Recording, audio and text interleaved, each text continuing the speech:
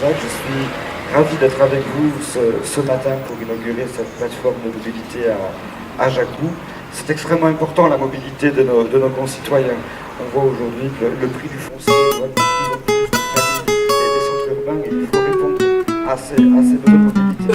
Si on veut travailler sur les représentations, parce qu'en fait c'est ça qui coince souvent et qui bloque, parce que si on faisait une petite enquête là entre nous, on est tous quasiment tout seuls dans la voiture pour aller bosser le matin. Et on croise autour de nous des voitures vides avec un inducteur. Et pourtant, voilà, qu'est-ce qu'on met en place pour que ça cesse ? Je crois qu'il y a un phénomène de société aujourd'hui où, je le disais tout à l'heure, le véhicule, la voiture est un espace de liberté. C'est-à-dire on peut aller où on veut, comme on veut et quand on veut. La mobilité devient quelque chose de primordial pour la personne. Une voiture, une moto pour se déplacer, pour se rendre sur son lieu de travail. On ne va pas dire que c'est obligatoire, mais ouais, c'est nécessaire. Ouais. La création de nouvelles routes est quand même nécessaire puisque le lien est le contournement nord de Montpellier. Donc j'aimerais savoir comment vous êtes rendu ici. Alors, pour venir ici tous les jours, j'utilise mon vélo, que je fais à peu près 3,5 km de vélo jusqu'à une station de tramway, dans lequel je mets mon vélo pour venir jusqu'ici et mon vélo dans le bureau. Comment vous êtes venu? En voiture. De Valergue. Et vous êtes venu seul? Et je suis venue seule, donc je suis très mauvaise élève. Je suis venue en voiture. De Montpellier. De Montpellier, tout à fait. Mais parfois je prends le tram aussi, ça m'arrive aussi.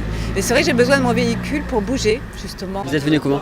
Je suis venu en voiture avec le directeur de l'IFAD, avec M. Autoroche, et la voiture est garée là. Ouais. Ah oui, parce que comment voulez-vous qu'on vienne de Ganges avec un bus le matin, avec des appareils de projection et tout? Eh oui. En voiture. C'est un véhicule personnel, ou alors couper tout, je suis venu bien sûr avec la voiture du Conseil général de l'Hérault. Et vous êtes venu seul ou en covoiturage du coup? Non, je suis venu seul justement, j'arrive de Ganges, comment prendre une personne de Ganges qui veuille venir à Ajacou puisqu'on ne passe pas par Montpellier.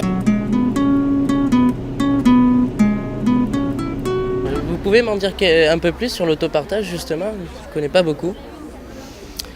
Moi je suis aussi peu renseignée que vous et c'est plutôt Vivette, le conseiller mobilité, qui doit répondre à des questions très très techniques. Pour arriver vraiment au covoiturage, on le voit très peu, c'est dur, de plus en plus dur. On le voit même nous dans notre structure, il y a très peu de covoiturage, il faut le reconnaître.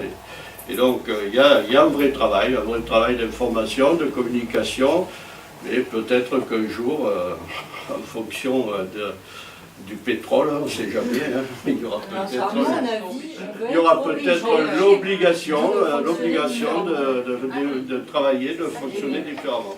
Voilà. Mais pour l'instant, il faut le reconnaître que c'est pas encore dans les mœurs, on n'arrive pas à vraiment appeler, et nous en première ligne, est-ce qu'on appelle le copain en disant je pars à Montpellier, si tu veux, si ça t'intéresse, je te prends, je te ramène. Non, je crois qu'aujourd'hui c'est comme ça, mais peut-être que demain il va falloir changer nos mauvaises habitudes, je veux dire.